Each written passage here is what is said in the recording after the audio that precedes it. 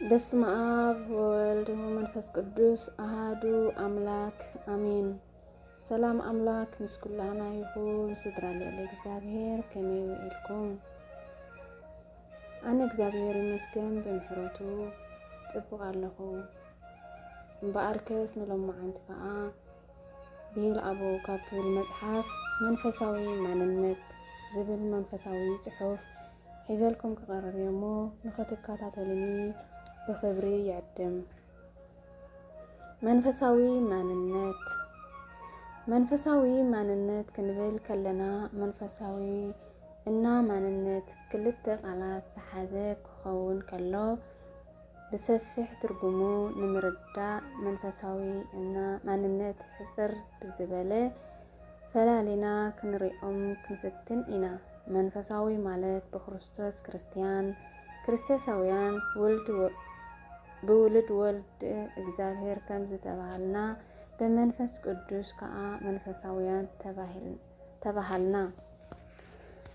እዚ ከዓ ወገን ናይ መንፈስ ቅዱስ ሓቀኛ ጻድቕ ኮይኑ መንፈሳዊ ዝብል ቅጽል ቃል በቃሉ ናይ መንፈስ ናይ መልአክ ረቂቕ ንጹሕ ቅዱስ ንነፍሱ ዝሓደረ ናይ እግዚአብሔር ወገን ማለት እዩ።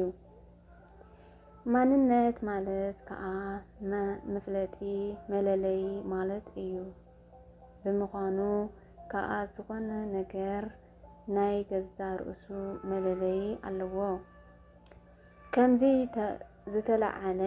ካብዚ ዝተለዓለ ከዓ ማንነቱ ተፈሊጡ እገሌ እዩ ይበሃል። ጌታ ኢየሱስ ክርስቶስ ንደቂ መዛሙርቱ ንሕድሕድኩም ፍቕሪ እንተሃልይኩም በዚ ደቂ መዛሙርተይ ምዃንኩም ኩሉ ክፈልጥ እዩ ዮሃንስ ምዕራፍ 13:35 ብምባል ዝገለጸሎም ፍቕሪ ናይ መንነቶም መግለጺ ከም ዝኾነ ንምርዳእ እዩ። ናይ መንነት ሕቶ ቀሊል ኣይኮነን።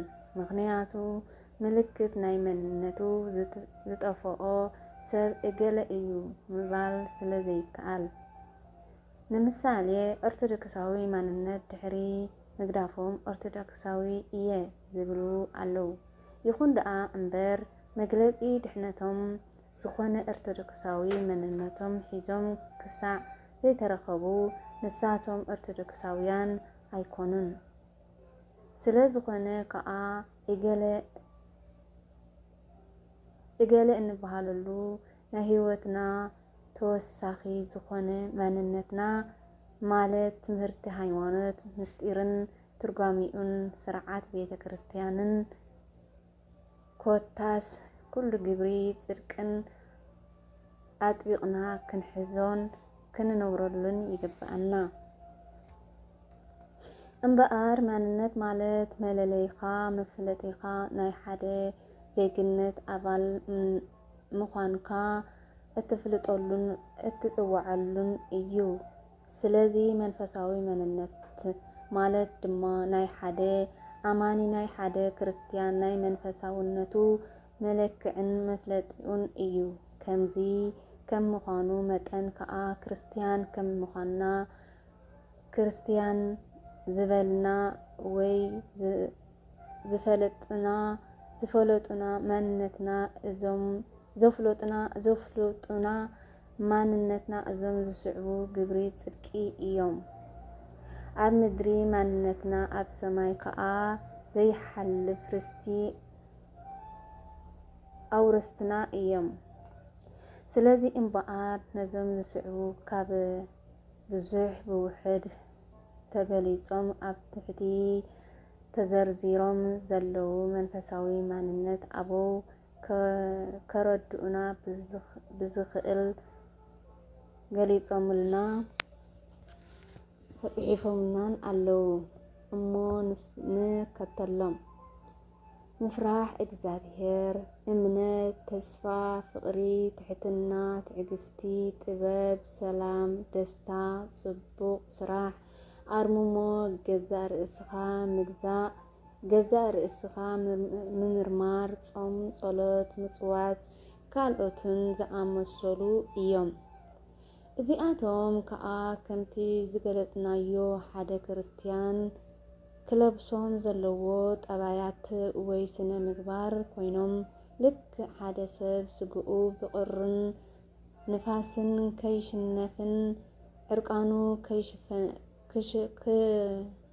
ከይሽፍንን ልብሲ ከም ዝለብስ ንነፍሱ ካብ ዕርቃን ኃጢአት መሸፈኒ ዝኾኖ ጋብን ከም ጽኑዕ ዕርዲ ዘሕለዎ ዓበይቲ ቀስትታት እዮም።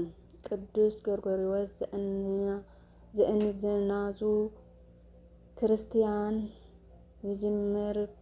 ዝጅመር ብግብሪ ደኣ እምበር ብወረ ኣይኮነን።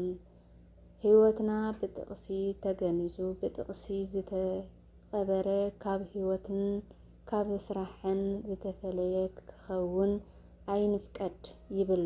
ነዚ መንፈሳዊ ማንነት እዚ ክንለብሶ ልዑል እግዚአብሔር ኣምላኽ ብቅዱስ ጸግኡ ይደግፈና። አሜን አሜን። ስለ ቃሉ ናይ ቃሉ በዓል ቤት ልዑል እግዚአብሔር ኣምላኽ ዝኸበረ ዝተመስገነ ይኹን። ናይ ኣቦታትና ቅዱሳን በረከት ረድኤት ኣይፈለየና። አሜን። ወስብሐት ለእግዚአብሔር ወለወላዲቱ ድንግል ወለመስቀሉ ክቡር አሜን።